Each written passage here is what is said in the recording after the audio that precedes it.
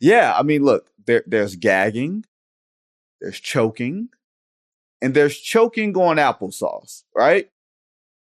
I think the Pacers choked on applesauce last night. Tom, I felt like it was a failure of all three levels, from the point guard, Tyrese Halliburton, who had one of the best assist to turnover ratios that I can think of, probably in NBA history. I haven't looked it up, but it's almost like 10-2. You normally don't see that. He literally dribbled the ball off of his foot because he saw the shadow of Drew Holiday, and then Drew Holiday forced him into a real turnover in overtime. And then Rick Carlisle just had a total brain fart from, hey, let's inbound the ball underneath our own basket, to let me not call timeout, to let me make sure that these guys know we're fouling up three. Like, what was the most egregious of all of that as Boston takes a 1-0 lead in the Eastern Conference Finals? I think it's got to be advancing the ball. Just one of those moments as a coach where it's almost like it should be innate that you make that call to advance the ball and get out of the backcourt. You had a timeout, you could use it. I understand, Vinny, the idea that like fouling up three is a little risky in that situation because Jaylen Brown, as Pascal Siakam said it, he was squared up, shoulders squared up in the corner. But if you watch the play again, Vinny, Pascal Siakam does the second worst thing you could do in that situation, which is he does kind of make contact and then he puts his arms down, giving Jaylen Brown a clear shot at the basket. So he didn't even contest the shot. Right. He had a moment where he could have fouled him, and I get it.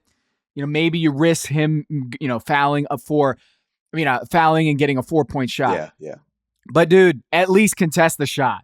At least put your hand up straight up and give at least a little bit of pressure on Jaylen Brown. So the math here, the analytics, if they've studied fouling up three, the science of it, LeBron James said after the game, tweeted after the game, like, that's why I foul up three. You force the two shots and then you get the ball back.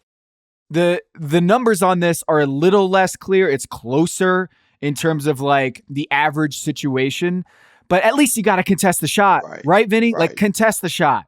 If you're not going to foul, you do not have your hands down. It's a tough shot. Jaylen Brown, that's a lot of stones to hit that shot. Great shot by Jaylen. But Pascal Siakam either has to decisively foul him on the catch, or you got to have straight up hands.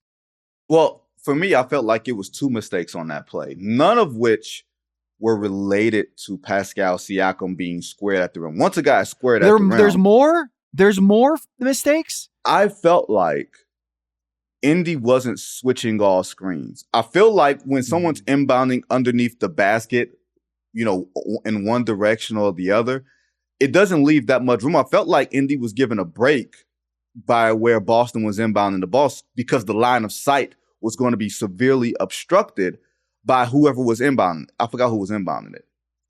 Drew Holiday. Right. Drew Holiday was inbounding it.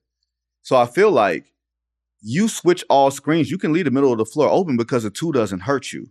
You switch every screen, you stay high on everybody's, you know what I mean? You close to everybody's shoulder. So as soon as there's any level of screen, I'm switching and getting out. I'm not worried about someone, a small being switched onto a big, or Al Horford being onto Andrew Nembhard, which was on the other side of the floor. Fine, I'll give up the layup. I'll give up the 16-footer, whatever it is. You just can't let them catch it. Pascal Siakam was chasing Jaylen Brown to the three-point line when he was closing to the body. You should never have to close to the body. The screen should, you know what I mean? And here's my other thing. The corner three is the easiest three to take, right? Gotta close it off, man. You gotta shut down all potential for a corner three. You gotta close off the corners. If he catches it on the left wing and shoots a three over a contested, over two hands in his face, fine, you tip your hat. But Boston got exactly what they wanted in that. I felt like if they were having their druthers, because Jason Tatum was wetting the bed. Like, everything was set up to me, Tom, in the last second. And people were on Twitter, Jason Tatum was a plus 20. Yeah, that's fine. I was on an airplane for most of that game. And when there wasn't turbulence and when the internet connection was good In the fourth quarter, I did not see a plus 20 Jason Tatum. I saw them, they're going to have to go to Jaylen Brown because he's the only person that looks like he's engaged. And he got the shot he wanted to take. He got to the spot he wanted to get to. And the Pacers did everything in aiding him to getting to that spot. That's why I felt like there were multiple breakdowns there. I felt like Indy should have switched on those screens. Yeah. And you're not getting a double bang out of Mike Breen if you switch those screens. It was an incredible shot from Jaylen Brown and rescued Jason Tatum. Let me be clear about this. You said it. He was plus 20. I get it. But he was also 0 for 6 in a 13-minute stretch in the fourth quarter and overtime. From 9:40 in the fourth quarter to about 1:15 in the overtime, he had missed all 6 shots. He had a completely boneheaded turnover where he just kind of like threw the ball this, and Tyrese Haliburton went the other way. That was so silly. It was crazy. And I've been harping on this, that like he's got a Mamba mentality in clutch situations, and the numbers don't back it up. Like, he should be deferring a little bit more to his teammates, because this season, here are the numbers.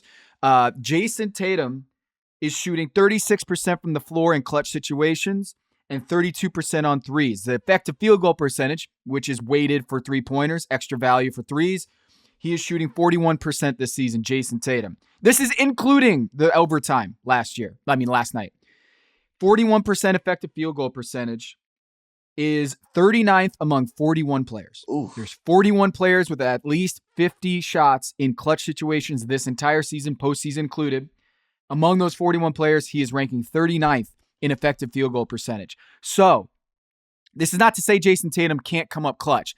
I'm saying if Jaylen Brown doesn't hit that shot, doesn't rescue the Celtics in that shot, we are only talking about Jason Tatum and the lemon booty that he had in that game. Thank you to Bomani Jones for that. No, it feels like that is the entire story. It was this. If y'all are watching on YouTube, cheeks. Yeah. The cheeks were tight. The cheeks were tight, Tom. Them cheeks was cheeking, baby. Look, the turnover. I'm trying to figure out where Jason Tatum was looking, because Drew Holiday wasn't anywhere near releasing, and he was throwing the ball to just a spot. Like, the Celtics won the game, and you don't apologize for winning a game in the Eastern Conference Finals. But I felt like everything that we doubted about the Celtics to a certain point was came to fruition in that way. You are going against a team that doesn't mind going up and down, and Boston did not know how to handle that style. I felt like Boston was thrown off by the fact that the Pacers were going to go run off of misses, and they were going to try to get everything downhill, even moving Haliburton off the ball and letting the other guys create, including Pascal Siakam. I just felt like, I won't say they weren't prepared. Maybe it was just the way that first games go in a playoff series, where you're no longer playing the team that you were playing, and you had a long rest, and now you got to get used to a new team scent almost. And I feel like it took them a long time to adjust. But man, from the turnovers to the boneheaded plays to the fact that you needed another team to fully gag at every level of the executive branch, from the coaching to the point guard. We're going to get to Tyrese Haliburton, because he came up small in a bunch of different ways. I felt like our doubts about the Celtics, this is why we doubt the Boston Celtics. Yes. And man, it was over. 27 seconds left. They had a 95% chance of losing that game. So the win probability, according to Inpredictable.com, win probability, Tyrese Haliburton, the Pacers have the ball up 3. They had a 95.4% chance of winning that game. They had up to 98.6% chance, the Pacers, of winning that game when they had the ball up 3 with the ball, 10 seconds left. They throw it away. Nembhard throws it away. Pascal Siakam, I think Tim Legler did the right thing when he said, Pascal Siakam has to come to the ball. He has to meet the ball rather than kind of running away towards the basket. I know Nembhard, it wasn't the best pass, but at least, it's one of the first things you learn in basketball is you got to come meet the pass. And so they get a hand on it. They get that out of bounds play. Jaylen Brown hits the shot. It's crazy. But like, to me, when we talk about the Celtics, they hadn't been tested yet. They have, whether it's injuries to Jimmy Butler and Jaime Jaquez Jr. in Game 5, they didn't have Terry Rozier, or they didn't have a couple other guys in that series. Then you look at Cleveland, they didn't have Jared Allen. They lost Donnie for the last 2 games. Right. They hadn't been tested, not just in the in terms of injuries, in terms of personnel of the opponent. They had 1 clutch minute in those first 2 rounds to their name. 1 minute of clutch play, clutch action. And when you look at like teams like the New York Knicks, they had 8 games, practically every game that the Pacers and Knicks played and went down to the wire, and they had those reps when things got tight. The Boston Celtics, it looked like all of those kind of nightmare scenarios that the Boston fans have been worried about.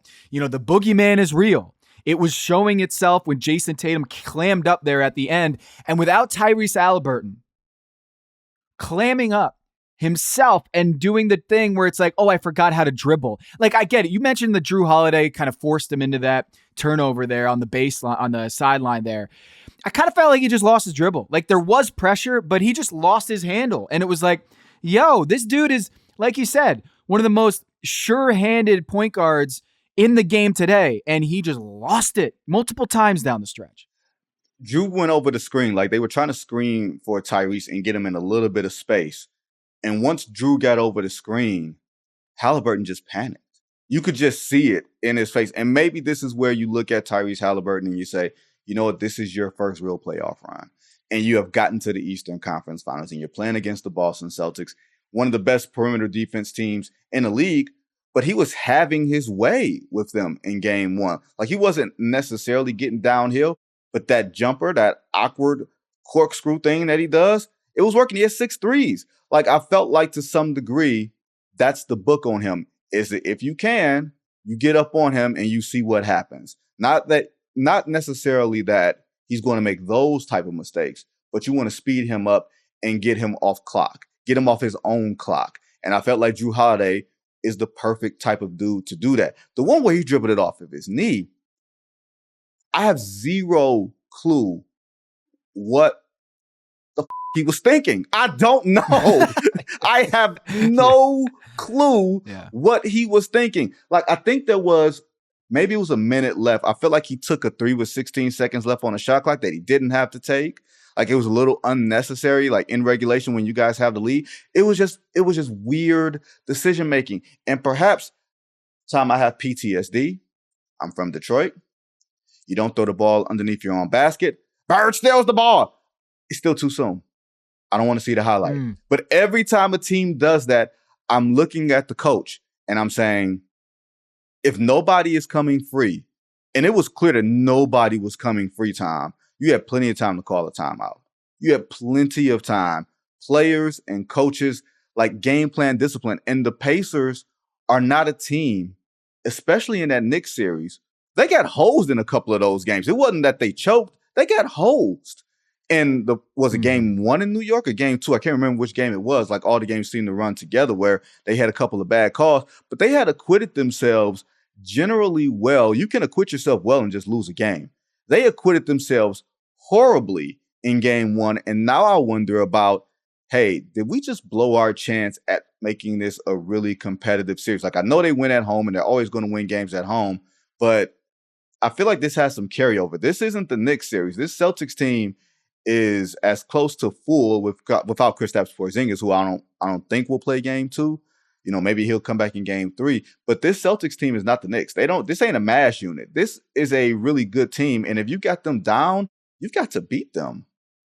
I kind of feel like the Celtics are feeling worse today than the Indiana Pacers. Really? I feel like the Pacers gave it away. They feel horrible. I got a text from my one of my Indiana buddies who was just like, I'm sick to my stomach this morning, sending a win probability graph from last night's game.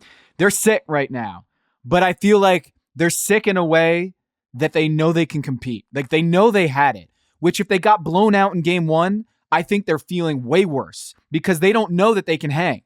After game 1 in Boston, they feel like they can hang. They can compete. They were up 3 with 10 seconds left against a team that many are projecting to be the eventual champions, and they got a window here. The reports are that Kristaps Porzingis at the earliest could come back at game 4. So, Vinny, like, they got game 2, they got game 3. Game 3 at home in Indiana, and they just put them on the brink. And Jason Tatum looked fragile in those clutch moments. And yes, he did come back. I have to say it. He had 10 points in overtime, which is the most for any playoff performer since Damian Lillard did it in 2021. Mm-hmm. So there was a point where Jason Tatum took over. But man, if Jaylen Brown doesn't hit that shot, not only do the Celtics lose that game, but Jason Tatum is getting the world on his shoulders in the same way. I know it's not the same situation, but the game 6 Ray Allen shot in the corner, where the entire conversation around LeBron James and the Miami Heat shifts in that 1 3-pointer from Ray Allen. It's the same thing. Did Mike Breen give that a double bang? No. I can't remember. No, he just gave that that was just a bang. That was just a bang. I didn't think this one deserved the double bang. I didn't think the Jaylen Brown shot deserved the double bang, to be perfectly honest with you. I really didn't. I don't even think Mike Breen thought the shot deserved the double bang. Maybe the audio was off, but it just didn't seem like the announcement and the sound of the arena were in the same place. It was almost like he did it remotely. Like, I know they were there.